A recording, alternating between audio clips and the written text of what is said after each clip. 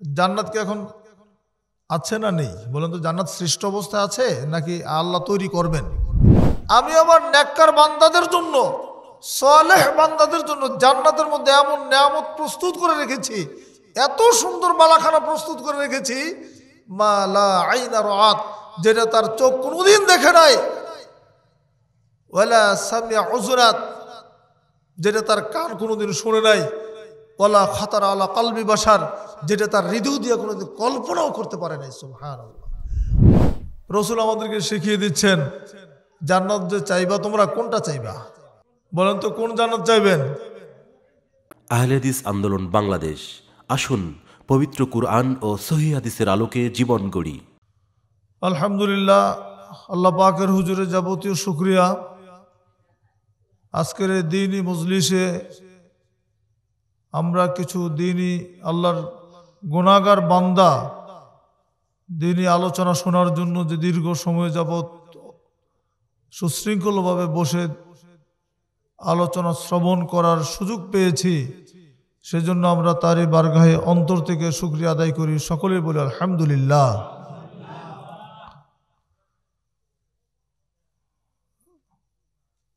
যারা আপনারা এখানে উপস্থিত হয়েছেন এবং যারা হন নাই, এর মধ্যে সৌভাগ্যবান কে? যারা বসে আছেন। আলহামদুলিল্লাহ। আপনারা ভালো আছেন তো নাকি? আলহামদুলিল্লাহ। আমরা 1 বছর আগে এখানে এসেছিলাম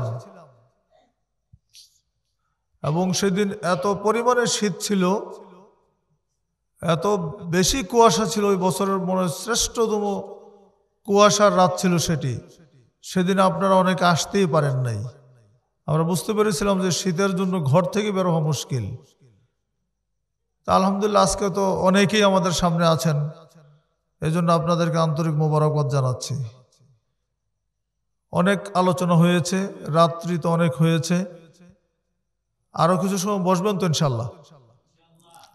খুব বেশি সময় আমরা কথা বলবো না, আপনাদের যতটুকু ধৈর্য কুলায় আমরা সংক্ষিপ্তভাবেই একটু জান্নাতের গল্প শুনবো ইনশাল্লাহ। রাজি আছেন তো নাকি?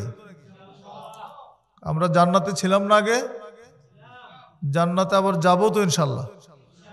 তো জান্নাতে যাওয়ার জন্য প্রস্তুতি নিতে হবে না এমনি যাওয়া যাবে? প্রস্তুতি নিতে হবে। তো জান্নাতে কি ধরনের সুখ শান্তি বিলাসিতা, আল্লাহ সুবহানাহু ওয়া তাআলা জান্নাতে আপনাদের জন্য কি তৈরি করে রেখেছেন এবং জাহান্নামে কি শাস্তি আছে, এগুলো সম্পর্কে যদি আমরা কিছু মাঝে মধ্যে আলোচনা শুনি, আমার মনে হয় আমরা একটু জান্নাতের প্রতি উদ্বুদ্ধ হতে পারবো ইনশাআল্লাহ। কিন্তু সময়ের হয়তো স্বল্পতার কারণে আমরা বিস্তারিত আলোচনা করার সুযোগ পাবো না। যতটুকু সুযোগ হয় আমরা বলার চেষ্টা করবো ইনশাআল্লাহ।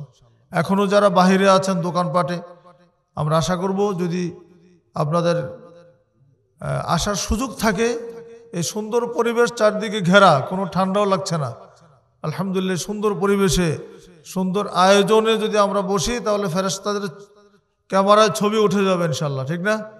আপনি যতই বাড়িতে বসে শুনেন, এইখানের ছবি উঠবে? যখন মজলিসে এসে বসেন তখন ফেরেশতাদের ক্যামেরায় উঠে, দেখেন না বড় বড় ক্যামেরা লাগিয়ে রাখা হয়েছে। তার মানে কি, এখানে আমরা যখন কথা বলছি, এই কথা কিন্তু আপনারা যেমন শুনছেন, একের সঙ্গে ওই ক্যামেরার মাধ্যমে পৃথিবীর বিভিন্ন জায়গা থেকে মানুষ শুনতে পাচ্ছে। এবং বিভিন্ন মানুষ, এটা শুধু আজকে নয়, আজকের পর থেকে এটা চলতে থাকবে অনেক দিন পর্যন্ত। তাহলে এটা যদি ধারণ হয়ে যায়, তাহলে আল্লাহ সুবহানাহু ওয়া তাআলার ক্যামেরায় নিঃসন্দেহে আপনাদের এই বৈঠক, আপনাদের এই মাজলিস, এই দ্বীনি সোহবতে থাকা, এটাও তো ধারণ হচ্ছে, তাই না? সেজন্য এই বলা যায় সৌভাগ্যটা যারা আসেন নাই তারা অর্জন করতে পারেন নাই। আল্লাহ রাব্বুল আলামিন আমাদেরকে তৌফিক দিয়েছেন, সেজন্য আমরা তার শুকরিয়া আদায় করি আলহামদুলিল্লাহ। আল্লাহ রাব্বুল আলামিন বলছেন, ওয়াবাশশিরিল্লাযীনা আমানু ওয়া আমিলুস সলিহাতি আন্না লাহুমুল জান্নাত। নবী আপনি সুসংবাদ প্রদান করুন। কাদেরকে? আল্লাযীনা আমানু ওয়া আমিলুস সলিহাত, যারা ঈমান এনেছে এবং সৎকর্ম সম্পাদন করেছে, যারা ঈমান আনে এবং নেক আমল করে তাদের জন্য আপনি সুসংবাদ জানিয়ে দিন, আন্না লাহুম জান্নাতিন তাজরি মিন তাহতিহাল আনহার, নিশ্চয়ই তাদের জন্য রয়েছে এমন এক জান্নাত যার নিম্নদেশে রয়েছে নহর সমূহ, প্রবাহিত নদী সমূহ রয়েছে। জান্নাত এমন সৃষ্টি যার নিম্নদেশে আল্লাহ সুবহানাহু ওয়া তাআলা 4 ধরনের নদীর ব্যবস্থা করে দিয়েছেন। এই আয়াতের মধ্যে আল্লাহ রাব্বুল আলামিন জান্নাত দেওয়ার জন্য 2টা শর্ত দিয়েছেন। জান্নাতে কি আছে আমরা বলছি একটু পরে, তার আগে মাথায় শুধু এইটুকু রেখে দেই যে আল্লাহ বললেন ওয়াবাশশিরিল্লাযীনা আমানু ওয়া আমিলুস সলিহাত, যারা ঈমানদার, যারা ঈমান আনয়ন করেছে এবং নেক আমল করেছে, সৎকর্ম সম্পাদন করে যারা, তো এই সৎকর্ম সম্পাদনকারী আর ঈমানওয়ালা যারা, তাদের জন্য কিন্তু জান্নাত, অন্য কারো কোনো মানুষের জন্য জান্নাত না। কথা বুঝতে পারছেন? ঈমান কি আমাদের আছে? ঈমান কাকে বলে বুঝি না আমরা, বলতে পারবেন ঈমান অর্থ কি? বলেন তো ঈমান অর্থ কি? বিশ্বাস। বিশ্বাস কি ধরনের বিশ্বাস? শুধু বিশ্বাস করলে কি ইমানদার হওয়া যাবে?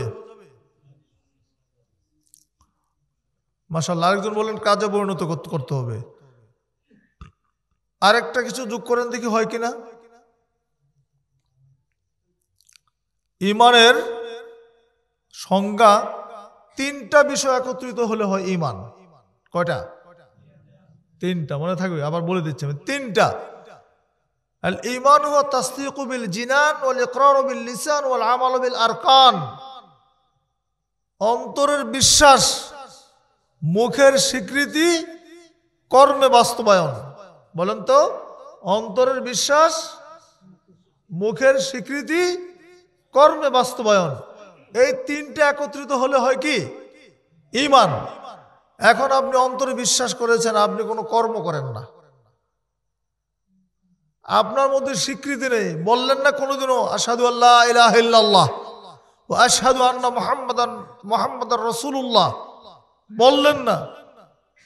অথবা আপনি সারাদিনে শুধু কলেমা পড়েন, মুখস্থ আছে আপনি জানেন, কিন্তু কালেমা অনুযায়ী আপনি কাজ করেন না, আপনি সালাত পড়েন না, আপনি সিয়াম রাখেন না, আপনি ইসলামের বিধানগুলো মানেন না, আল্লাহর নির্দেশ মতো চলেন না, স্বাধীন মতো চলেন, তাহলে ঈমান, আপনার স্বীকৃতি আছে কিন্তু কর্ম নেই, এটার নাম ঈমান নয়। আবার কর্ম আছে, আপনার বিশ্বাস নেই, এই কর্ম দিয়ে কোনো লাভ হবে না। হবে? ঈমান না এনে যদি কোনো মানুষ আমল করে, তার আমল কি কবুল হবে? কোনোদিন কবুল হবে না। সারাদিন যদি কালেমা পড়েন, সেটা যেমন লাভ হবে না, আমল না করলে, আবার ঈমান ছাড়া আমল করলে কোনো লাভ হবে না। তাহলে 3টা বিষয় মাথায় রাখবেন: অন্তরের স্বীকৃতি বিশ্বাস, মুখের স্বীকৃতি এবং কর্মে বাস্তবায়নের নাম হচ্ছে ঈমান। আর এর পাশাপাশি হচ্ছে আমলে সালেহ, নেক আমল যেগুলো, এগুলো করলে জান্নাতে যাওয়া যাবে। নেক আমল কোনগুলো?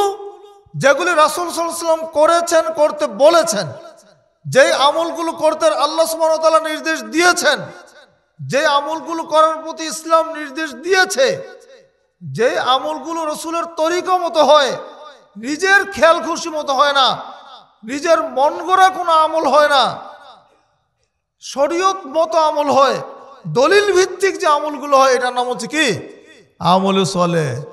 ঈদে মিলাদুন নবী কি? ঈদে মিলাদুন নবী আমলে সালেহ বলতে পারবেন? বলেন, আপনাদের এখানে ঈদে মিলাদুন নবী হয়? হয় না? ঈদে মিলাদুন নবী হয় না? আশেপাশে রাসূলের জন্মদিন হয়তো। তো এটা যদি রাসূল সাল্লাল্লাহু আলাইহি ওয়াসাল্লাম থেকে স্বীকৃত কোনো ইবাদত হতো, এটা যদি রাসূল সাল্লাল্লাহু আলাইহি ওয়াসাল্লাম এর অনুমোদিত কোনো ইবাদত হতো, তিনি করেছেন, করতে বলেছেন, তার খলিফারা করেছেন, তার সাহাবীরা করেছেন, এরকম যদি কোনো ইবাদত হতো তাহলে এটার নাম আমলে সালেহ। তিনি করেন নাই যেহেতু জীবনে কোনোদিন, একদিনের জন্য তিনি তার জন্মদিন পালন করলেন না। তার 4 জন খলিফা, যাদের 2 জন ছিলেন তার শ্বশুর এবং 2 জন জামাই, এত নিকটতম খলিফা, আত্মীয়তার সূত্রে আবদ্ধ খলিফা, জান্নাতের সুসংবাদ প্রাপ্ত খলিফা, যারা 30 বছর যারা রাষ্ট্রীয় ক্ষমতার মালিক ছিলেন, তারা জীবনে কোনোদিন রাসূলের জন্মদিন পালন করেন নাই। এটা কোনো দিন আমলে সালেহ হতে পারে না। কথা ঠিক না? আমলে সালেহ যদি করে তাদের জন্য হচ্ছে জান্নাত।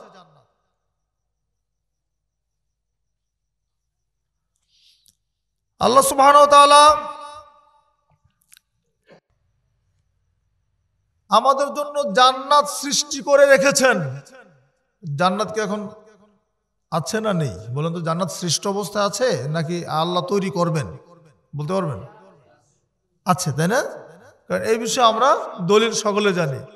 কারণ আদম আলাইহিস সালাম তো জান্নাতের মধ্যে ছিলেন, তাই না? কুলনা ইয়া আদম উসকুন আনতা ওয়া যাওজুকাল জান্নাহ।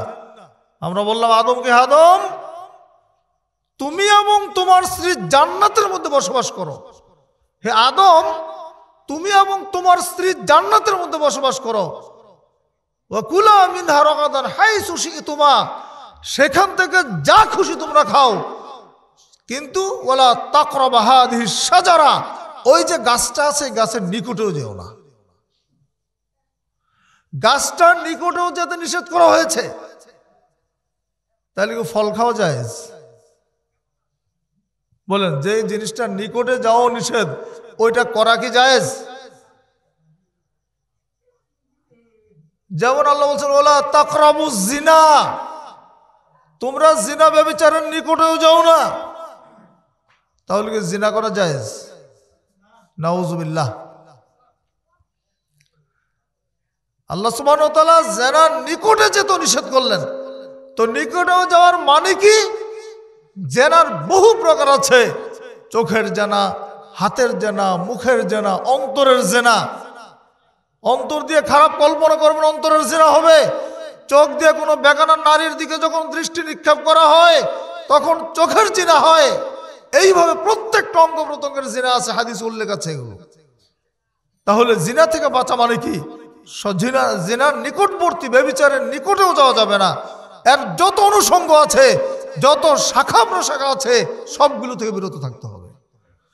রাসূলুল্লাহ, আল্লাহ সুবহানাহু ওয়া তাআলা জান্নাত সৃষ্টি করে রেখেছেন। জান্নাতের মধ্যে জান্নাতের 100টা স্তর আছে।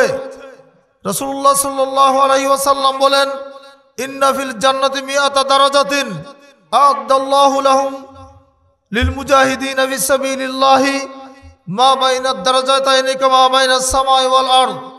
রাসূল সাল্লাল্লাহু আলাইহি ওয়াসাল্লাম বলেছেন, জান্নাতের মধ্যে 100টা স্তর আছে। জান্নাতের মধ্যে 100টা স্তর আছে। আ'আদাল্লাহু লিল মুজাহিদিনা ফি সাবিলিল্লাহ, এই 100 স্তরের মধ্যে সর্বোচ্চ স্তর যেটা, সর্বোচ্চ স্তরটি আল্লাহ সুবহানাহু ওয়া তাআলা ওই ব্যক্তিদের জন্য, অর্থাৎ যারা মুজাহিদ, যারা আল্লাহর দ্বীনের প্রতি যারা জিহাদ করেছে, যারা শাহাদাত বরণ করেছে, তাদের জন্য এই স্তরটা নির্ধারণ করে রাখা হয়েছে।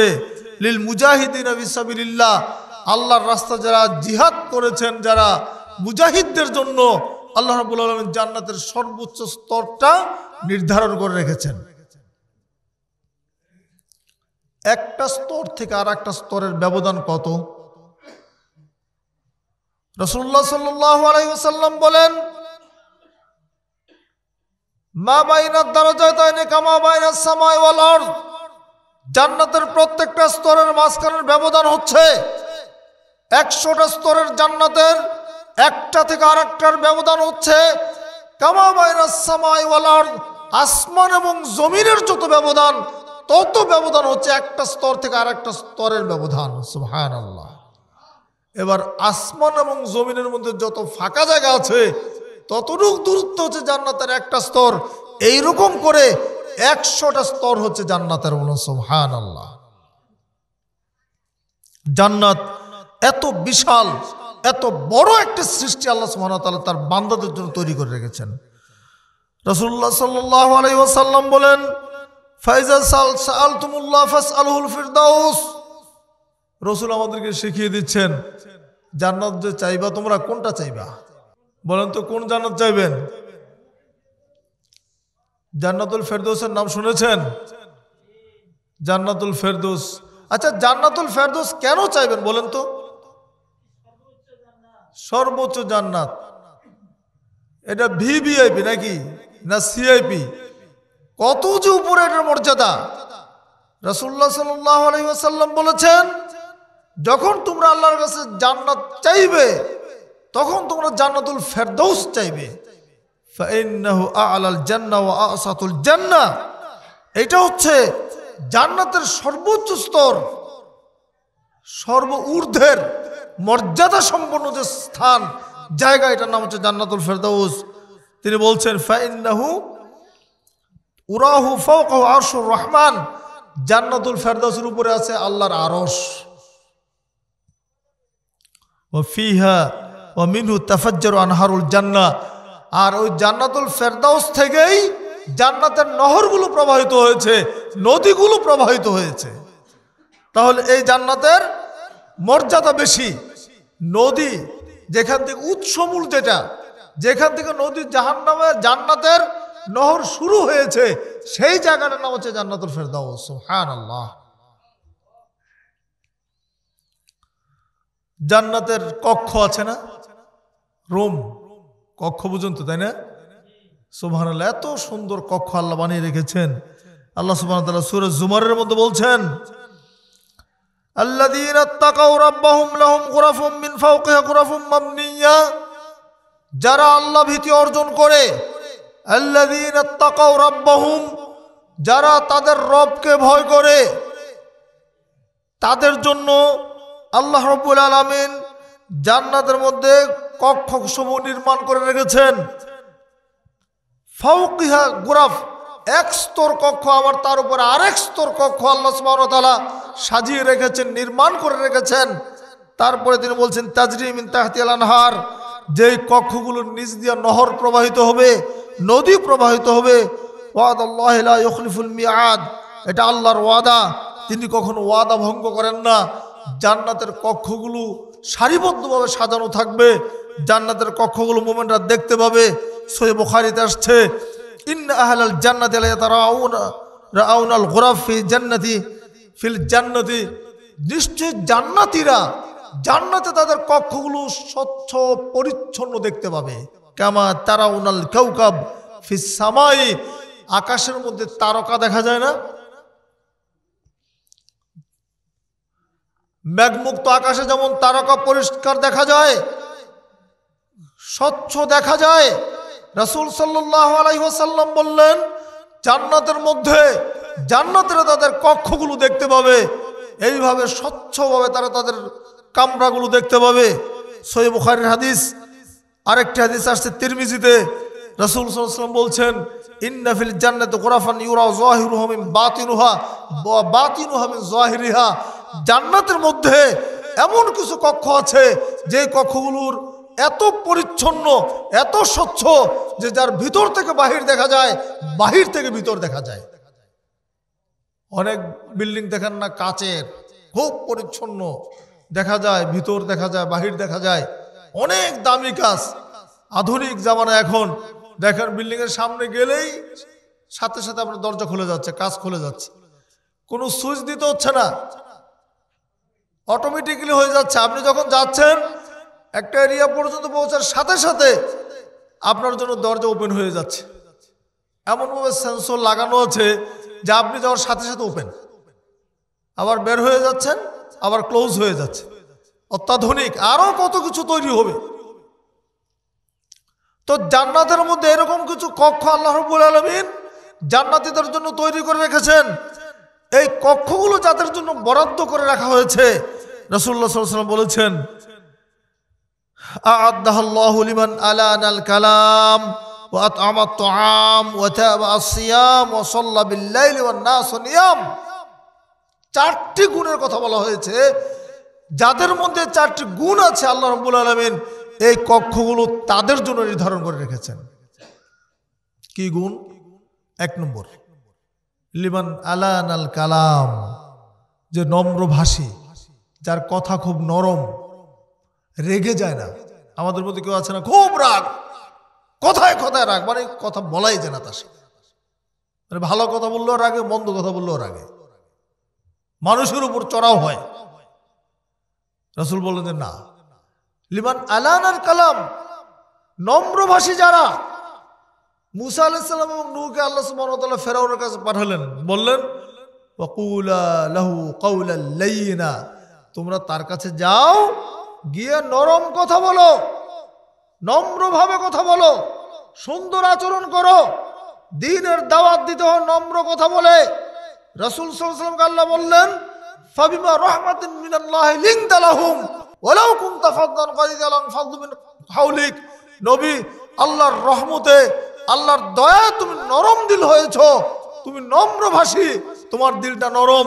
যদি তুমি কঠোর মেজাজের হতে, তুমি খুব কঠিন হৃদয়ের হতে, লাং ফাদুল মিন হাওলিক, তোমার চারপাশ থেকে সব দূরে সরে চলে যেত। তাহলে দিন প্রচারের জন্য নম্রভাষী হওয়া লাগে, নরম দিলের অধিকারী হওয়া লাগে। তাহলে 1 নম্বর যারা জান্নাতের এই কক্ষগুলো পাবে, 1 নম্বর গুণ হবে আলানাল কালাম, নম্রভাষী হবে। 2 নম্বর হচ্ছে ওয়াত আমাত তাআম, যারা মানুষকে খাওয়ায়, যারা ক্ষুধার্তকে খাদ্য দান করে। ক্ষুধার্ত আসছে, খাইতে দিবেন, বরকত দিবেন কে? আমরা অনেকে কি করি, ফকির দেখলে, মিসকিন দেখলে দরজা বন্ধ করে দিই, এই সময় ডিস্টার্ব করতে আসছে। আরে সে তো আসছে আপনার ওখানে খাওয়ার জন্য, সে তো আপনার জন্য বরকত নিয়ে এসেছে। বরকত দেওয়ার মালিক তো হচ্ছেন আল্লাহ।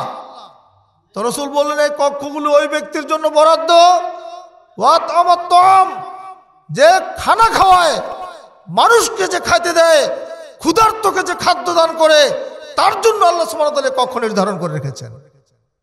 3 নম্বর গুণ হচ্ছে যে সিয়াম পালন করে, নফল সিয়াম রাখেন না, আমরা তো ফরজ রাখি, নফল সিয়াম, আইয়ামে বীজের সিয়াম, বৃহস্পতিবার শুক্রবারের সিয়াম, আশুরার সিয়াম, আরাফার সিয়াম। এই সিয়ামগুলো যারা রাখবে, হ্যাঁ, যারা ধারাবাহিকভাবে সিয়ামগুলো কন্টিনিউ করবে, আল্লাহ রাসূল সাল্লাল্লাহু আলাইহি ওয়াসাল্লাম বলছেন ওই কক্ষগুলো তাদের জন্য বরাদ্দ। সুবহানাল্লাহ। আর 4 নম্বর গুণ হচ্ছে ওয়াসাল্লা বিল লাইলি ওয়ান নাসু নিয়ামুন। সুবহানাল্লাহ। রাত্রিবেলায় সালাত আদায় করা।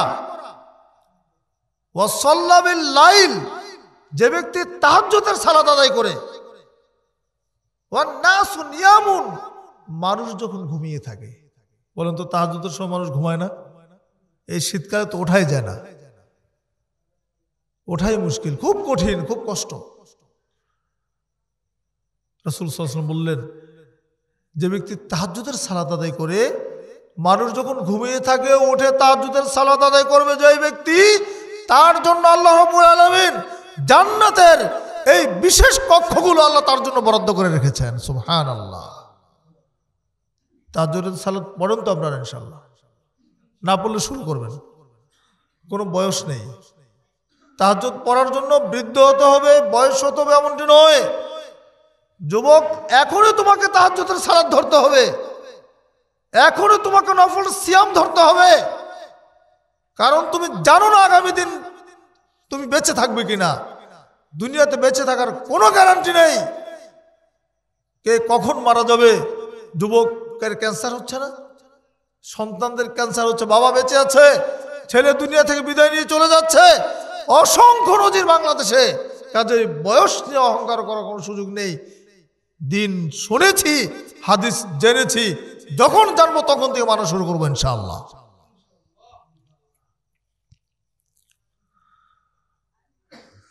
জান্নাতের 4টা নহরের কথা বলা হয়েছে, তাই না? কয়টা নহর জান্নাতে? কয়টা? কি কি বলতে পারবেন?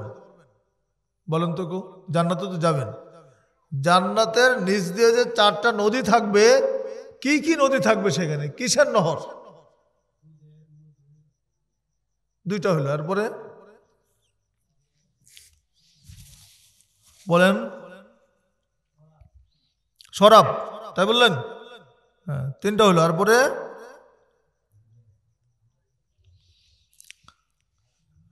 আর একটা বাকি আছে তো, যেটা সবসময় আমাদের লাগে ভাই, ওটাই তো বলেন নাই। পানিও তো লাগবে নাকি? পানি তো লাগবে, পানিরও নহর থাকবে। আল্লাহ সুবহানাহু ওয়া তাআলা সূরা মুহাম্মাদের মধ্যে ঘোষণা করেছেন, সূরাতুল মুহাম্মাদ 47 নম্বর সূরা। আল্লাহ বলেন, মাসালুল জান্নাতিল্লাতী উইদাল মুত্তাকুনা ফিহা আনহারুম মিন মাইন গায়রি আসিন ওয়া আনহারুম মিন লাবানিন লাম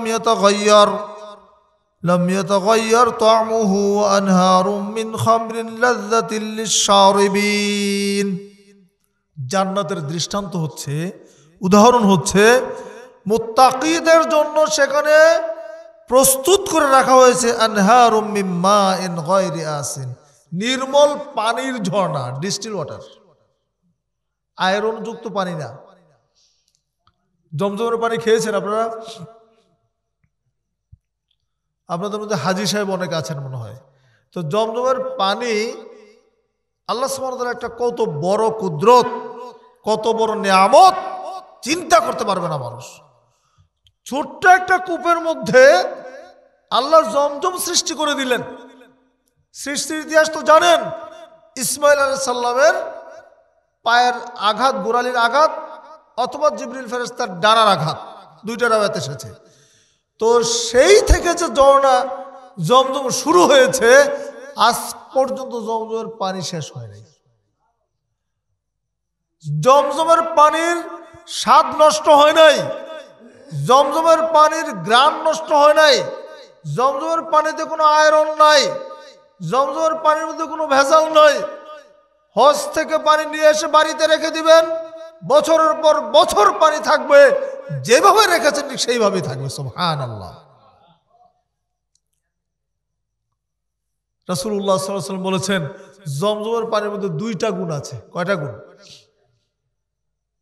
ফিহা শিফাউম মিন দাইন, এর মধ্যে রোগের শিফা আছে, এবং আছে ক্ষুধা নিবারণ। জমজমের পানি খেলে পেটের ক্ষুধা দূর হয়ে যায়।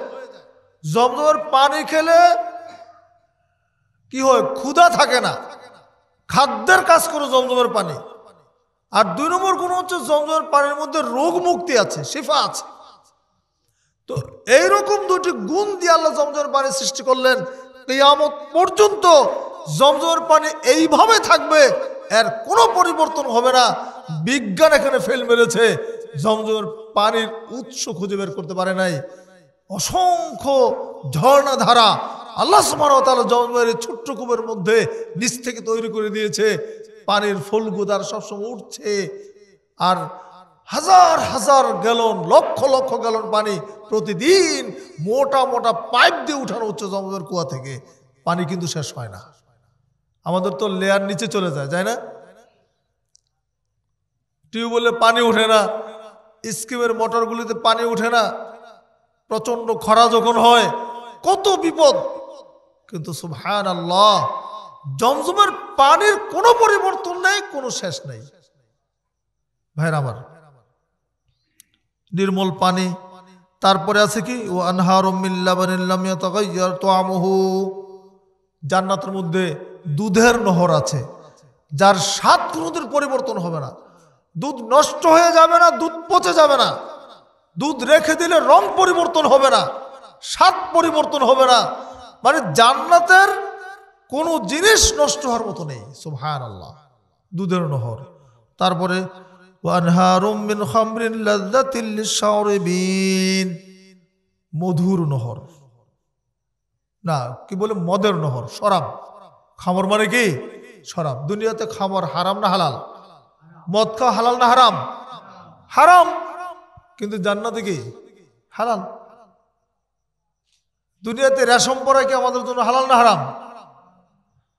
যারা পুরুষ তাদের জন্য রেশম পরা কি? হারাম। আমরা রেশমের পাঞ্জাবি পরি, অনেকে রেশমের পাঞ্জাবি অনেকে পরি, কিন্তু এটা পরা ঠিক না, হারাম। সোনা পুরুষ ব্যবহার করতে পারবে না, তার জন্য হারাম। সোনা এবং রেশম এটা দুনিয়াতে নারীদের জন্য এবং জান্নাতে পুরুষদের জন্য, এটা আল্লাহ রাসূল সাল্লাল্লাহু আলাইহি ওয়াসাল্লাম হাদিস উল্লেখ করে গেছে। তাহলে শরাবেরও নহর সেখানে থাকবে। আর ওয়ানহারুম মিন আসালিন মুসাফফা, আর পরিশোধিত মধুর নহর থাকবে। মধুর মধ্যে তো ভেজাল আছে, আছে না? দেখেন না, দোকানের লেখা থেকে খাঁটি মধু পাওয়া যায়। খাঁটি মধু কেন লিখছে? ভেজাল মধু আছে সেই জন্য। যদি ভেজাল মধু না থাকতো খাঁটি মধু লেখার প্রয়োজন ছিল না। আমরা আহলে হাদিস কেন বলি? আহলে হাদিস মানে হচ্ছে এটা বৈশিষ্ট্যগত পরিচয়। ইসলামে যেহেতু ভেজাল আছে, অসংখ্য বাতিল ফিরকা, অসংখ্য বাতিল মতবাদ ইসলামটাকে গ্রাস করে রেখেছে, তাদের মোকাবিলায়, তাদের বিপরীতে হকপন্থীদের একটা আইডেন্টিটি, একটা পরিচয় হচ্ছে আহলুল হাদিস। আহলুল হাদিস মানে আমি কোরআন এবং সহিহ হাদিস মানি, তাই না? যিনি কোরআন এবং সহিহ হাদিস মানেন তার পরিচয় হচ্ছে আহলুল হাদিস। তা আমি মুসলমান, কিন্তু আমি আহলে হাদিস মুসলমান, আমার মধ্যে কোনো ভেজাল নেই। আমি বাতিলের সাথে আপোষ করি না, শিরকের সাথে আপোষ করি না, বিদআতের সাথে আপোষ করি না, কোনো কুসংস্কারের সাথে আপোষ করি না। এই জন্য আমার নাম রেখেছে আমি আহলে হাদিস। এই নাম তো আমি রাখি নাই, এই নাম তো আমার রসুল রেখেছেন, এই নাম তো সাহাবীরা রেখেছেন আহলে হাদিস নামটা।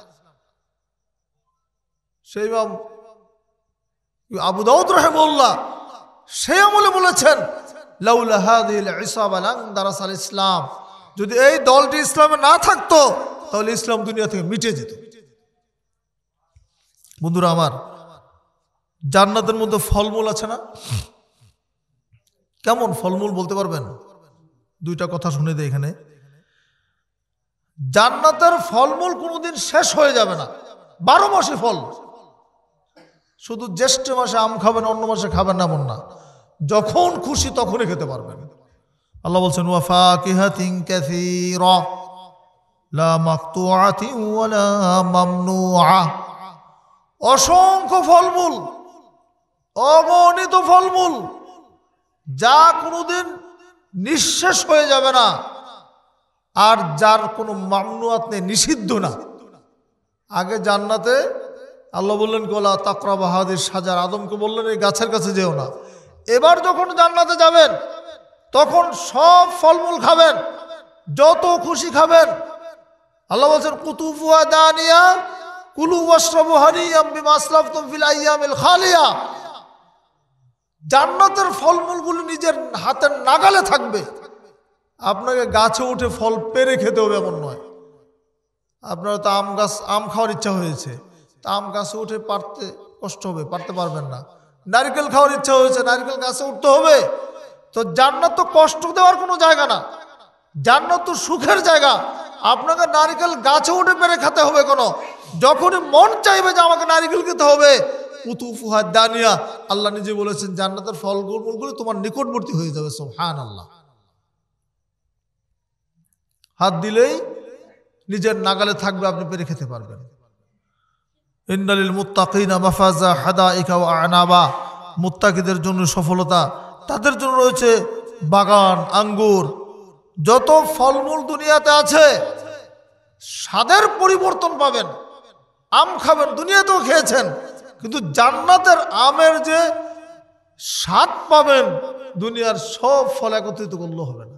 সুবহানাল্লাহ, এত সুমিষ্ট স্বাদ সেখানে আল্লাহ সুবহানাহু ওয়া তাআলা দিয়ে রেখেছে। আর অনেকগুলো আয়াত জান্নাতের ফলমূল সম্পর্কে রয়েছে, আমরা সময় সংক্ষেপের জন্য আর ওদিকে যাচ্ছি না। জান্নাতে গাছ আছে, বাগান আছে। রাসূলুল্লাহ সাল্লাল্লাহু আলাইহি ওয়াসাল্লাম বলেছেন ইন্না ফিল জান্নাতি লাশজারাতান, মুসলমানদের জন্য জান্নাত আল্লাহ কত বিশাল করে সৃষ্টি করেছেন, কত বড় তিনি জান্নাত দিয়েছেন। রাসূল বলছেন নিশ্চয়ই জান্নাতের মধ্যে একটা গাছ আছে। ইন্না ফিল জান্নাতি লাশজারা, নিশ্চয় জান্নাতের মধ্যে একটা গাছ আছে। ইয়াসিরুর রাকিবু ফি জিল্লিহা মিআতা আমিন, যেই গাছের ছায়ার মধ্যে একজন আরোহী তার কি ঘোড়া নিয়ে চলতে শুরু করবে। গাছের ছায়ার নিচে একজন আরোহী চলতে শুরু করবে। রাসূল সাল্লাল্লাহু আলাইহি ওয়াসাল্লাম বলেছেন 100 বছর চলবে। কত বছর?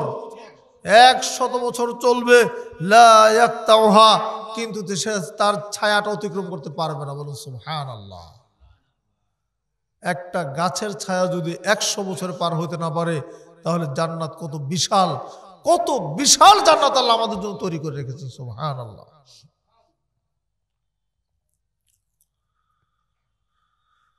রাসূলুল্লাহ সাল্লাল্লাহু আলাইহি ওয়াসাল্লাম বলেছেন, জান্নাতের একটা গাছের নাম হচ্ছে তুবা, যেই গাছের শিকড় থেকে জান্নাতের পোশাক তৈরি করা হবে। সুবহানাল্লাহ। সব ধরনের উৎস আল্লাহ সেখানে দিয়ে রেখেছেন। জান্নাতের মধ্যে গাছ লাগানো যায়, জানেন? আপনি জান্নাতে গাছ লাগাতে চান? জান্নাতে খেজুর গাছ লাগাবেন? আচ্ছা বলেন তো, কি মানে কোন কাজ করলে জান্নাতে খেজুর গাছ লাগাই দিবেন আল্লাহ? মাশাআল্লাহ, মারহাবা, আপনারা তো জানেন দেখে, মাশাআল্লাহ। এই দোয়াল পড়বেন, যতবার বলবেন ততবার একটা করে খেজুর গাছ আল্লাহ লাগিয়ে দিবেন আপনার জন্য। এটা আপনার জন্য বরাদ্দ। সুবহানাল্লাহ। রাসূল সাল্লাল্লাহু আলাইহি ওয়াসাল্লাম বলছেন, মান ক্বালা সুবহানাল্লাহিল আযীম ওয়া বিহামদিহি গুরিজাত লাহু নাখলাতান ফিল জান্নাহ, যে ব্যক্তি বলবে সুবহানাল্লাহিল আযীম ওয়া বিহামদিহি, সুবহানাল্লাহিল আযীম ওয়া বিহামদিহি, এই তাসবিহটা যে বলবে, তার জন্য আল্লাহ সুবহানাহু ওয়া তাআলা জান্নাতের মধ্যে একটা খেজুরের গাছ লাগিয়ে দিবেন। সুবহানাল্লাহ। আবু দাহদা রাদিয়াল্লাহু আনহু জান্নাতের একটা খেজুর বাগানের বিনিময়ে দুনিয়ার তার একটা বিশাল বাগান দান করে দিয়েছিলেন। একটা খেজুর গাছ একজন আরবের মদিনার ছোট্ট একটা বাগানের মালিক, একজন গরিব, তার পাশে একজন বড় লোকের বাগান। তো যে লোকটা গরিব মানুষ, ছোট বাগানের মালিক, তিনি বাগানের প্রাচীর দিতে গিয়ে দেখেন যে পাশের বড় লোকের বাগানের একটা খেজুর গাছ তার বাগানের মধ্যে ঢুকে আছে বাঁকা হয়ে। তো এই গাছটা যদি না কাটে বা গাছটা যদি তাকে না দেয়, তাহলে প্রাচীর দেওয়া যাবে না। তো তিনি মনে করলেন যে আমার প্রাচীরও দিতে হবে। তো ওই বড় লোক মালিকরে বলছেন, আপনার তো অনেক বড় বাগান, আপনি আমাকে খেজুর গাছটা দিয়ে দেন, আমি আমার প্রাচীরটা দিয়ে দিই। ওই লোক নিষেধ করলো যে আমি তোমাকে আমার খেজুর গাছ দিব না। এবার সে বলল, তাহলে বিক্রি করেন, টাকা দিয়ে দেই, আপনি বিনিময় নেন, বিনিময় নিয়ে খেজুরের গাছটা আপনি আমাকে দিয়ে দেন। সেই ব্যক্তি টাকার বিনিময়ে বা কোনো কিছুর বিনিময়ে খেজুর গাছ তাকে দিতে রাজি হলো না। এখন খেজুর গাছটা তার প্রয়োজন, খেজুর গাছটা না হলে সে প্রাচীরটা দিতে পারবে না। এখন উপায়ন্তর না পেয়ে ওই এতিম বালক চিন্তা করলো যে তাহলে আমি এটার সমাধানের জন্য কি করি। এবার রাসূল সাল্লাল্লাহু আলাইহি ওয়াসাল্লামের কাছে গেলেন, রাসূল সাল্লাল্লাহু আলাইহি ওয়াসাল্লামের কাছে অভিযোগ করলেন, হে আল্লাহর রাসূল সাল্লাল্লাহু আলাইহি ওয়াসাল্লাম, আমি এতিম বালক, আমার বাগানটা আমি প্রাচীর দিতে পারছি না। এই ভাইয়ের অনেক বড় বাগান, অমুক ভাইয়ের বড়, আবুল বাবা বড় বাগানের মালিক, তো তার খেজুর গাছটা আমার বাগানে ঢুকে আছে। যদি আপনি তার কাছ থেকে খেজুর গাছটা আমাকে নিয়ে দিতে পারতেন, কোনো কিছুর বিনিময় যদি হয়, তাহলে আমি আমার প্রাচীরটা সোজা করে দিতে পারি। তো রাসূল সাল্লাল্লাহু আলাইহি ওয়াসাল্লাম তাকে ডাকাইলেন।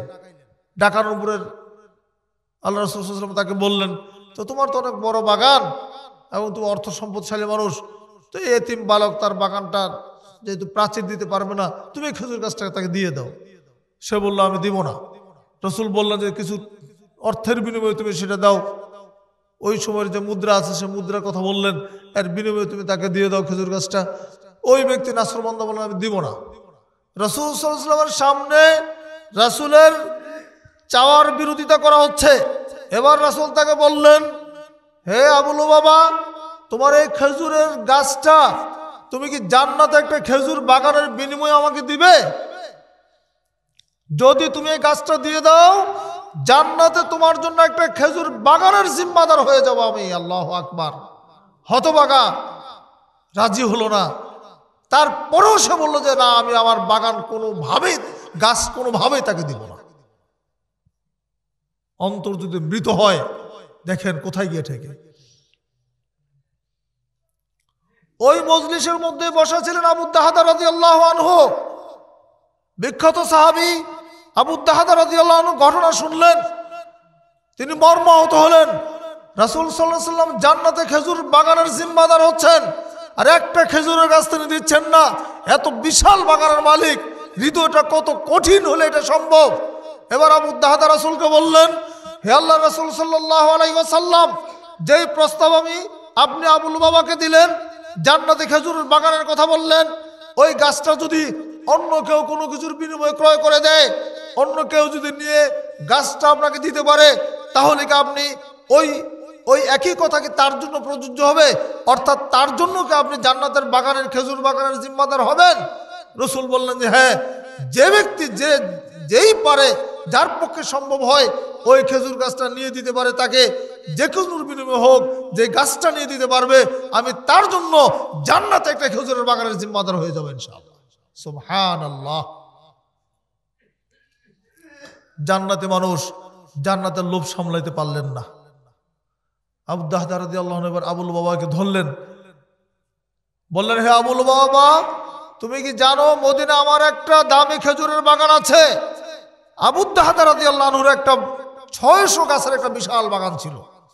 সুবহানাল্লাহ, 600 খেজুরের গাছ, অনেক বড় বাগান, অনেক দামি বাগান, এবং সবচেয়ে দামি দামি ব্র্যান্ডের যে খেজুরগুলো ছিল, জাতি জাতি খেজুর যেগুলো, সেই খেজুর গাছগুলো তার বাগানে ছিল। ওই বাগানের মধ্যে তার নিজের থাকার বাড়ি ছিল, ঘর ছিল, এবং পানির একটা ইন্দারা ছিল, কূপ ছিল। তো আবুল বাবাকে বলছে, আবুল বাবা, তুমি কি জানো আমার একটা খেজুরের বাগান আছে? হ্যাঁ, কে না জানে, আরে তোমার তো বিশাল বড় খেজুরের বাগান, খুব দামি দামি গাছ তোমার বাগানের মধ্যে। তো বলছে, শোনো, তুমি যদি ওই গাছটা আমাকে দিয়ে দাও, অর্থাৎ ওই এতিম বালকটাকে দিয়ে দাও, তাহলে আমি আমার মদিনার এই শ্রেষ্ঠ যে বাগানটা আছে, 600 গাছ সহ গোটা বাগানটা তোমাকে দিয়ে দেব। বাগানের মধ্যে যে আমার থাকার বাড়ি আছে সেটাও তোমাকে দিয়ে দেব। ওই বাগানের মধ্যে যে আমার মিষ্টি পানির যে কূপ আছে, ইন্দার আছে, সেটাও আমি তোমাকে দিয়ে দিব। তুমি যদি এই একটা খেজুর গাছ আমাকে দিয়ে দাও, আমার বাগান, বাড়ি এবং আমার থাকার বাড়ি, পানির কূপ সবকিছু তোমাকে দিয়ে দিব। এর বিনিময়ে হলো তুমি ওই গাছটা আমাকে দাও। সুবহানাল্লাহ। আবু লুবাবা, লোভী মানুষ, এবার রাজি হয়ে গেল। প্রথম বিশ্বাস করো না, তুমি বলছো কি, তোমার কি মাথা খারাপ হয়েছে? এত একটা খেজুর গাছের জন্য একটা বাগান দিয়ে দেয়? বলছে, না, আমি সত্যি বলছি, আমি পুরো বাগানে তোমাকে দিয়ে দিব। বাগান দিয়ে দিলেন, ঠিক আছে তাহলে আমি রাজি। বাগান দিয়ে দিলেন, বললেন ঠিক আছে, আমি বাগান তোমাকে দিয়ে দিলাম, খেজুর গাছটা তুমি আমাকে দিয়ে দাও। খেজুর গাছ তাকে দিয়ে দিলেন, বিনিময়ে বাগান ওই ব্যক্তিকে দিয়ে দেওয়া হলো। এবার আবু দাহদা রাদিয়াল্লাহু আনহু তিনি আল্লাহ রাসূলের মজলিস থেকে উঠে বাড়িতে যাচ্ছেন। বাড়ির কাছে গিয়ে বাগানের মধ্যে আর তিনি ঢুকছেন না, বাগানে না ঢুকে বাগানের বাইরে থেকে তার স্ত্রীকে ডাকছেন, হে উম্মুদ দাহদা, উম্মুদ দাহদাকে ডাকছেন, উম্মুদ দাহদা শোনো। উম্মুদ দাহদা বলছে, ব্যাপার কি, কোনোদিন তো বাড়ির বাইরে থেকে এইভাবে ডাকে না, আজকে বাড়িতে না আসে তিনি বাইরে থেকে ডাকাডাকি করছেন কেন? তিনি উত্তর দিলেন, কি ব্যাপার আবু দাহদা, আপনি আসছেন না কেন, কি বলছেন? বলছেন, উম্মুদ দাহদা শোনো, তুমি তোমার ছেলে মেয়েদের নিয়ে বের হয়ে চলে আসো। হ্যাঁ, আমি এই বাগান, বাড়ি, পানির কূপ সব বিক্রি করে দিয়েছি। যেমন স্বামী তেমন স্ত্রী, শুধু জানতে চান আপনি কিসের বিনিময়ে বিক্রি করেছেন। স্বামী বিক্রি করতেই পারে তার প্রয়োজনে। জিজ্ঞেস করলেন, আপনি কিসের বিনিময়ে বিক্রি করেছেন? জবাব দেওয়া হলো, আবু দাহদা রাদিয়াল্লাহু আনহু বললেন, আমি জান্নাতের বিনিময়ে বিক্রি করেছি। সুবহানাল্লাহ। এই উত্তর শোনার সাথে সাথে তার স্ত্রী বলল, আপনি খুব লাভজনক ব্যবসা করেছেন, আপনি খুব লাভজনক ব্যবসা করেছেন, আলহামদুলিল্লাহ। তারা বুঝেছিলেন জান্নাত কত দামি জিনিস, জান্নাত কত দামি জায়গা, তারা বুঝেছিলেন। দুনিয়ার সম্পদের মায়া তা করেন নাই। অথচ আপনাদের মসজিদে এখনো কাজ শেষ হয় নাই। বাড়ি কিন্তু সবারই তৈরি আছে, টাইলস ফিটিং, বাড়ি টাড়ি সব। আমরা দানের আলোচনা করব না, অনেক ঘটনা আছে সাহাবীদের, এত ত্যাগ তারা করেছেন টাকা পয়সা অর্থ সম্পদ দিয়ে, সেই তুলনায় আমরা কিছুই করি না। শুধু কিভাবে জমানো যায়, সম্পদ বাড়ানো যায়, এই হচ্ছে আমাদের চিন্তা। যাই হোক, তাহলে বোঝা যাচ্ছে জান্নাতে খেজুরের গাছ লাগানো যায়, তাই তো? আপনারা মাঝে মধ্যে লাগাবেন তো ইনশাল্লাহ, গাছ লাগাবেন। তাহলে দোয়াটা আবার পড়েন তো, সবাই বলেন কি, সুবহানাল্লাহিল আযীম ওয়া বিহামদিহি, সুবহানাল্লাহিল আযীম ওয়া বিহামদিহি। চায়ের স্টলে বসে আছেন, আড্ডা মারা সময় নষ্ট করে লাভ কি? আপনি তসবিহ পড়েন বসে বসে, আপনি জোরে তাকবীর দেন, সুবহানাল্লাহ বলেন, আলহামদুলিল্লাহ বলেন, আপনার সুবহানাল্লাহ শুনে আরেক ভাই বলবে আরে সুবহানাল্লাহ, সেও বলবে। আপনার আল্লাহু আকবার শুনে আরেকজন আল্লাহু আকবার বলবে, আপনার তাসবিহ শুনে আরেকজন তাসবিহ পড়বে। অথচ দোকানপাট মানে একটা আড্ডার জায়গা, সারাদিন আড্ডা মারলো যেন আমাদের শেষ হয় না। ভাইরা আমার, এগুলো ছেড়ে দিয়ে জান্নাতি কাজ করার চেষ্টা করেন। জান্নাতের মধ্যে সবচেয়ে বড় যে নিয়ামত, হুরদের কথা আছে, সহধর্মিনীদের কথা আছে।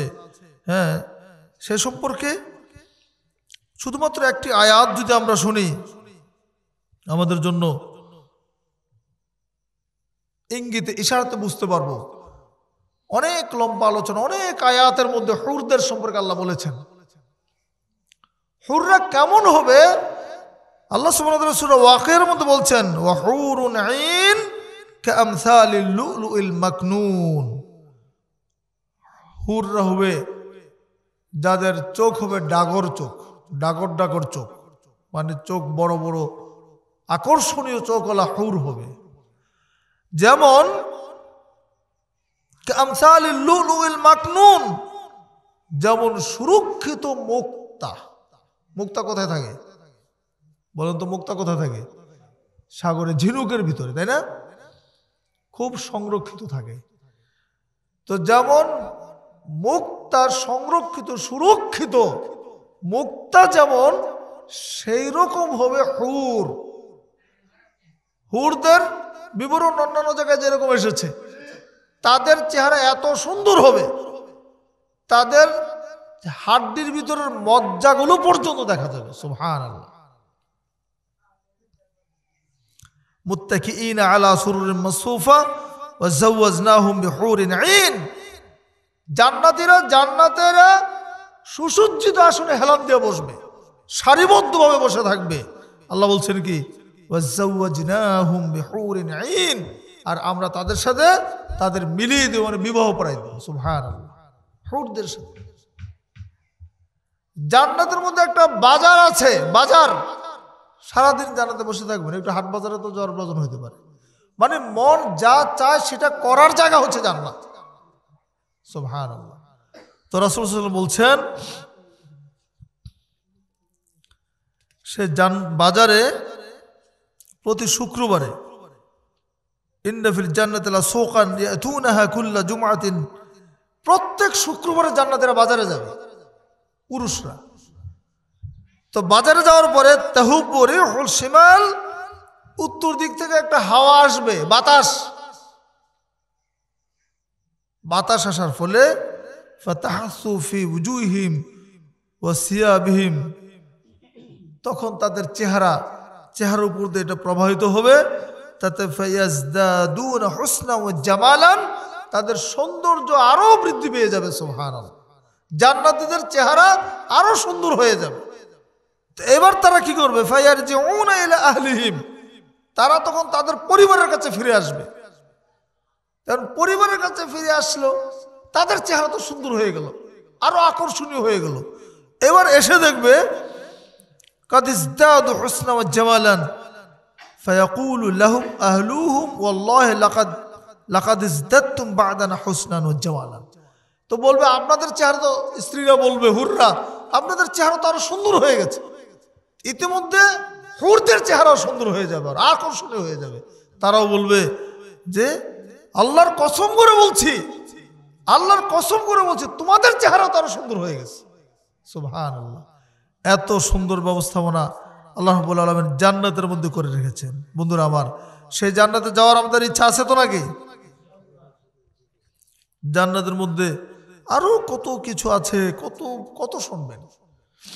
এই জান্নাতে যাওয়ার জন্য যে প্রস্তুতির দরকার, দুর্ভাগ্য সেটাই কিন্তু আমাদের নেই। জান্নাতের একটা হাদিস বলে আমি আলোচনা শেষ করার দিকে নিয়ে আসছি, শেষ করে দিচ্ছি। বিবরণ সব বলার সুযোগ হলো না। একটা শুধু হাদিস শোনেন যেখানে সব ধরনের নিয়ামতের ইঙ্গিত রয়েছে। রাসূলুল্লাহ সাল্লাল্লাহু আলাইহি ওয়াসাল্লাম বলেছেন যে আল্লাহ সুবহানাহু ওয়া তাআলা বলেছেন, আ'দাতু লিইবাদিয়াস সালিহিন মা লা আইনা রাআত ওয়া লা উযুনা সামিআত ওয়ালা খাতার আলা কলবি বাশার।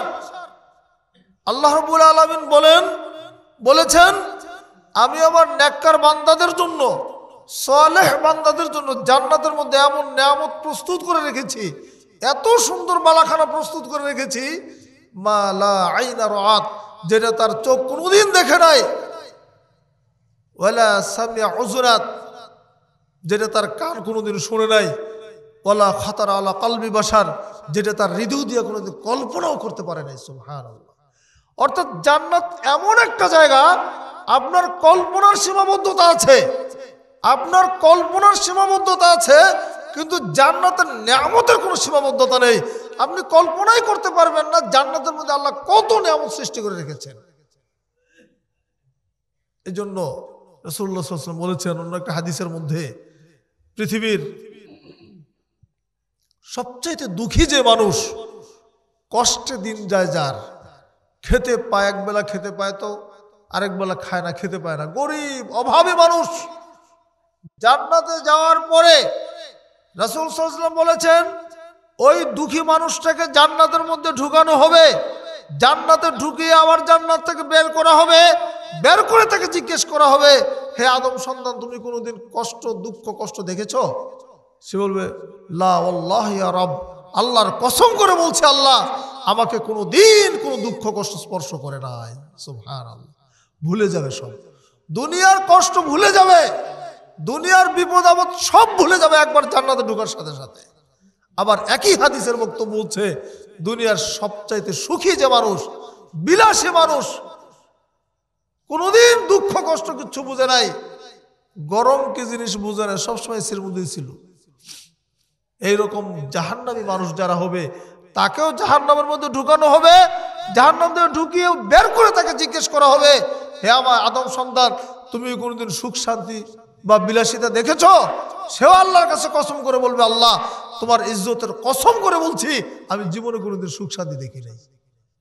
এই হাদিস থেকে বোঝা যায় জান্নাত এবং জাহান্নামের পার্থক্যটা কি। অতএব বন্ধুরা আমার, জান্নাতে যেতে হবে, জাহান্নাম থেকে বাঁচতে হবে, জান্নাতে যাওয়ার জন্য আমাদের সার্বিক কাজ করে যেতে হবে, আমাদের আমল আখলাক, আমাদের চিন্তা চেতনা সব কিছু যেন জান্নাতের আলোকে হয়। বয়স কম চিন্তা করার দরকার নেই, আমি যুবক আছি, আমাকে দাড়ি রাখতে হবে, সুন্নাত রাখতে হবে, টাকটুর নিচে প্যান্ট পরা যাবে না, টাকটুর নিচে প্যান্ট পরা হারাম, দাড়ি রাখা ওয়াজিব, দাড়ি কাটছাট করা যাবে না, দাড়ি ছেড়ে দিতে হবে, বিড়ি সিগারেট আলোচনা তো শুনেছেন, কোনো হারাম স্পর্শ করা যাবে না। লা ইয়াদখুলুল জান্নাতা জাসাদুন গুযিয়া বিল হারাম, রাসূল বলছেন ওই দেহ জান্নাতে যাবে না যেটা হারাম খেয়ে পরিপুষ্টতা লাভ করেছে। আপনার জীবনে যদি হারাম থাকে, আপনি যদি মানুষকে ঠকান, মানুষকে ফাঁকিবাজি করেন, ব্যবসা করতে গিয়ে ওজনে কম দেন, যদি ব্যবসা করতে গিয়ে আপনি 2 নম্বর মিশান 1 নম্বরের সাথে, এই প্রতারণা যদি করেন তাহলে আপনি জান্নাতে যেতে পারবেন না। জান্নাতে যাওয়ার জন্য এখন থেকে প্রস্তুতি নিতে হবে। যারা যুবক আছো, বাপ মায়ের খেদমত করবা, বাপ মায়ের সেবা যত্ন করবা, মায়ের পায়ের কাছে তোমার জান্নাত রয়েছে।